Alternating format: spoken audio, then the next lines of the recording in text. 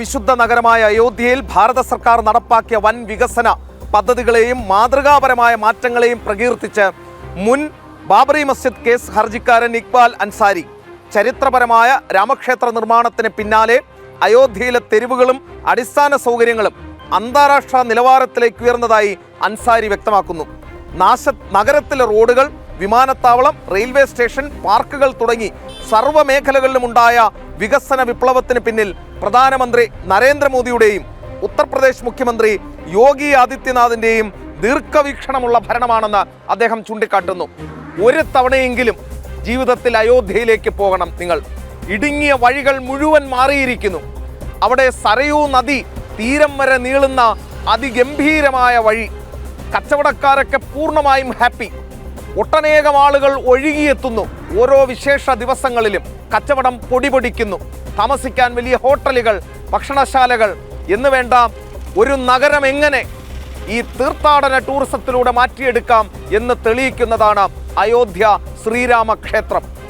സ്വാഭാവികമായും കണ്ടു തന്നെ അറിയേണ്ടതാണ്. അത് ഞാൻ പലതവണ അവിടെ പോയപ്പോൾ കണ്ടിരുന്നു. ഈ തീർത്ഥാടന ടൂറിസത്തിലൂടെ എങ്ങനെ ഒരു നഗരത്തിൻ്റെ മുഖച്ഛായ മാറ്റിയെടുക്കാം എന്ന് യോഗി ആദിത്യനാഥ് തെളിയിച്ചിരിക്കുകയാണ് അയോധ്യയിൽ.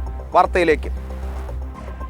തർക്കങ്ങളുടെയും പതിറ്റാണ്ടുകൾ നീണ്ട നിയമ പോരാട്ടങ്ങളുടെയും നിഴലിൽ നിന്ന് മാറി അയോധ്യ ഇന്ന് വികസനത്തിന്റെയും സൗഹാർദ്ദത്തിന്റെയും പുതിയ ചരിത്രം കുറിക്കുകയാണ്. ആധുനിക വിമാനത്താവളവും ലോകോത്തര നിലവാരത്തിലുള്ള റെയിൽവേ സ്റ്റേഷനും വിശാലമായ 4 വരി പാതകളും സജ്ജമായതോടെ അയോധ്യയുടെ മുഖച്ഛായ തന്നെ പൂർണ്ണമായി മാറി. അയോധ്യയിലെ ജനങ്ങൾക്ക് വികസനത്തിന്റെ യഥാർത്ഥ ഫലങ്ങൾ ലഭിച്ചു തുടങ്ങിയെന്ന് മുൻ ബാബറി കേസ് വ്യവഹാരി ഇക്ബാൽ അൻസാരി തുറന്നു പറഞ്ഞു. പ്രദേശവാസികൾക്ക് ആയിരക്കണക്കിന് പുതിയ തൊഴിലവസരങ്ങളാണ് തുറന്നു കിട്ടിയത്. കേന്ദ്ര സംസ്ഥാന സർക്കാരുകളുടെ കാര്യക്ഷമമായ പ്രവർത്തനങ്ങളാണ് നഗരത്തിന്റെ ഈ ദ്രുതഗതിയിലുള്ള മാറ്റത്തിന് കാരണമെന്ന് അൻസാരി വ്യക്തമാക്കി.